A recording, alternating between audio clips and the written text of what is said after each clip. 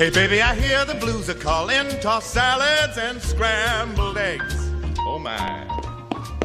I got here as quick as I could. Are you all right, Niles? Of course not. I haven't been this panicked since I forgot my lines in our prep school's production of Mice and Men.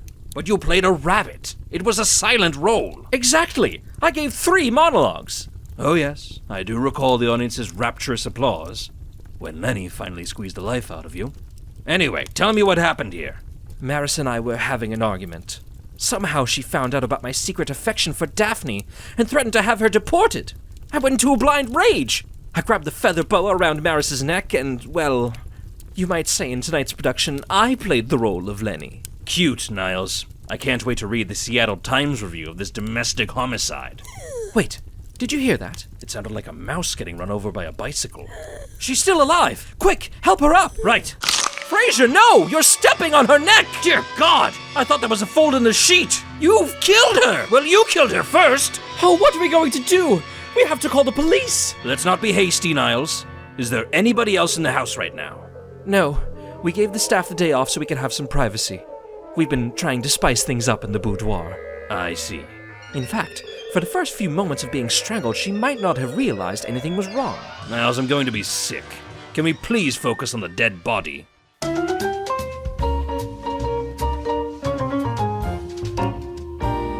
What a gruesome sight! Yes, it's supposed to be.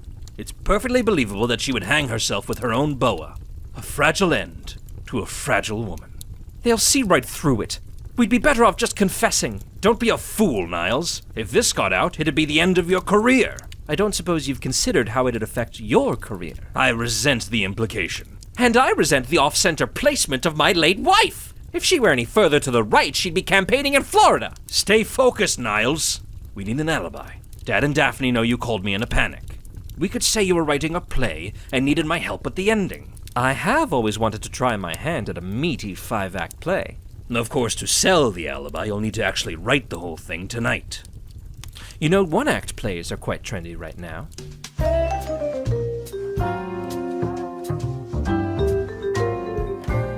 And the butler's portrayal can be foreshadowed during the banquet scene. Brilliant. We really should consider getting this produced. Yes, well, let's make sure we've gotten away with murder first.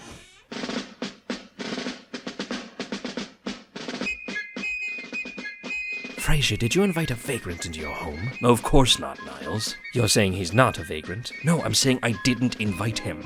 I'll call security. There you boys are. I wanted you to meet an old buddy of mine, Lieutenant Columbo.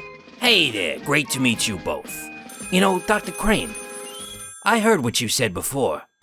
What? Yeah, on the radio. I caught your show on my way into town. Terrific stuff. Any chance I could get a tape for my wife? I think she'd get a real kick out of it, knowing I met a real-life radio star. It's for you, Lieutenant. Seattle Police.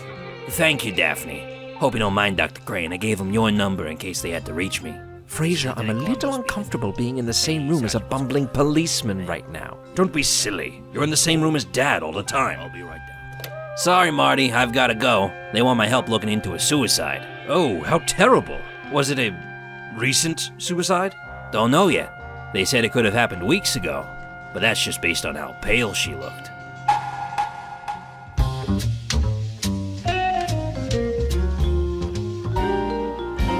Dealing with the police has been just awful. Columbo keeps asking questions. He even wanted to read my play. Oh, did you finish it? Of course not. I ended up pilfering the plot of Philomena Marturano. Let's just hope he's unfamiliar. Oh, speak of the devil. Remember, your wife just died. Look sad. How's this? Too sad. Remember, you are married to Maris. Hey, Dr. Crane. Sorry again for your loss. Looks like I'll be hanging around a bit longer now that it's a homicide investigation. Homicide? You think my Maris was murdered? Seems that way, based on the autopsy. And here, look at this sheet we found. See that mark? Looks like the heel of a shoe. So? We found a matching indent on Mrs. Crane, under the feather boa. Somebody must have killed her and set it up to look self-inflicted. Surely you don't think my brother had anything to do with it? No, not at all, Dr. Crane. Dr. Crane has already been cleared as a suspect. He has? I have? Absolutely. The heels of your shoes were almost a match, but were too small. We're looking for someone with similar taste in fancy shoes, but bigger feet. You okay, Dr. Crane? Oh, he's just grieving. Well, I've bothered you long enough. I better get back to work. Oh, just one more thing. Dr. Crane, do you like Italian plays? Sure, who doesn't? You know, I grew up in an Italian home. Food, art, everything. When I read your play, I thought, hey, this is great. It feels very Italian. Kind of reminded me of, Filomena Marturano. Anyway, that's all. Enjoy your coffee. Frasier, I'm done for! Stop panicking, Niles. At most, all he can prove is that you're a plagiarist. Exactly! I'll be ejected from the arts community!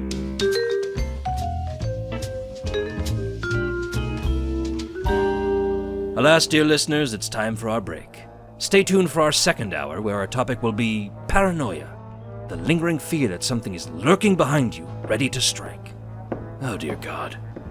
Why, Lieutenant Columbo, what brings you here? Well, I was hoping to ask you something. The name of my tailor? Actually, it's about the case. There's a loose end I gotta tie up, and frankly, I'm stumped. But you've got that terrific brain. You really know what makes people tick. I figured if anyone could solve this, it's the great Dr. Frasier Crane. I suppose I could take a crack at it. What's on your mind? Hold on, let me see here. Ah, there it is. It's about your brother's play. Yes, I thought it was derivative as well. If Dr. Crane was writing a play at his office, why were all the servants under the impression he'd spend a day at home with his wife? Well, very few of Niles' staff speak fluent English. Perhaps there was a translation error. You know what? I bet that's exactly what happened. Thanks for your help, Dr. Crane. Farewell. Welcome back, Seattle. Roz, who's our next caller? We've got Columbo on line 1. Hey, Dr. Crane, just one more thing.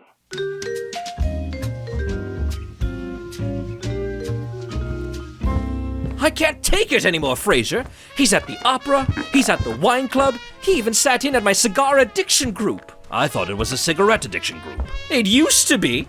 He's obviously smarter than he lets on. Maybe it's time to give up. Think, Niles.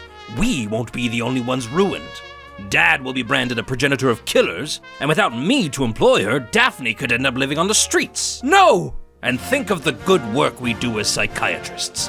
Without us, Seattle would crumble into unenlightened chaos. The words are deranged, but the way you say them makes me believe. You forget the kind of pull I have in this city. Come on my radio show and squash any rumors of foul play. No jury would convict you, no matter what Columbo tells them. Thank you, Frasier. I feel like celebrating.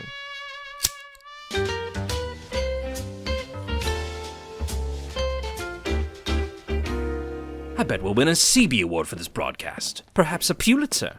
Which we'd humbly decline, of course. Of course.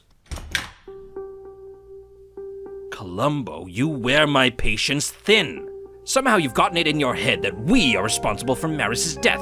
But this harassment will amount to nothing in the absence of evidence. Gee, I didn't mean to upset you, Dr. Crane. Your friend Roz let me use the booth. Nice girl, that Roz. I told her I'd always dreamed of having my own radio show. Oh, really? And what would your show be about? How to make chili in 2 ingredients or less? Nah, but I bet I could do a pretty good show about murder. Every murder's got a story behind it. You know what the key is to a good story? Gravitas? Character motivation. And that's what had me stumped. If Niles was gonna kill his wife for money, why not years ago? Why now? Why'd you do it, Doc? So this is why you came here today? To speculate? To make false accusations? No, Dr. Crane. I came here to make an arrest. You're going to arrest us? On what basis? Stop that! I'm not arresting both of you. Just Niles. Pardon? You can't ask for one now. You're not even arrested yet. Your motive was a classic one. Truly timeless. Like a great Italian play. You fell in love with another woman. Honestly, it doesn't take a detective to figure out how you feel about her. But it does take one to prove it. Like the private eye Mrs. Crane hired to investigate your fidelity. A detective? That's how Maris found out? How needlessly dramatic. You're right. We should have guessed sooner. For a while there, I really thought you were gonna get away with it. The feather boa, the alibi, truly genius. I can't wait to watch the documentaries they'll make about you. Documentaries? Sure, people will want to know how that brilliant criminal mind of his works. The whole country will be talking about him.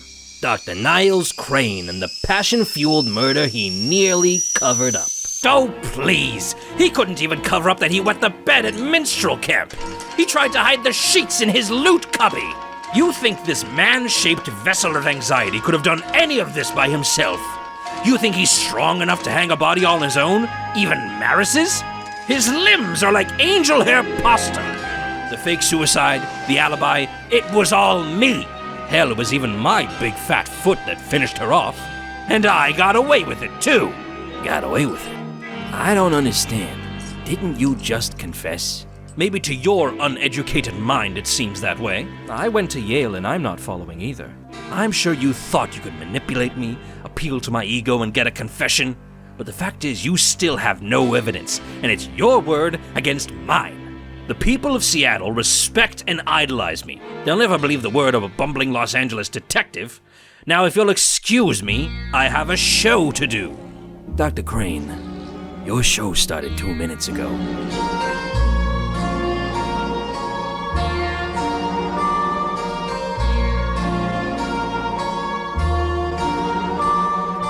I hope you're happy. Now everyone knows about minstrel camp. Shut up, Niles.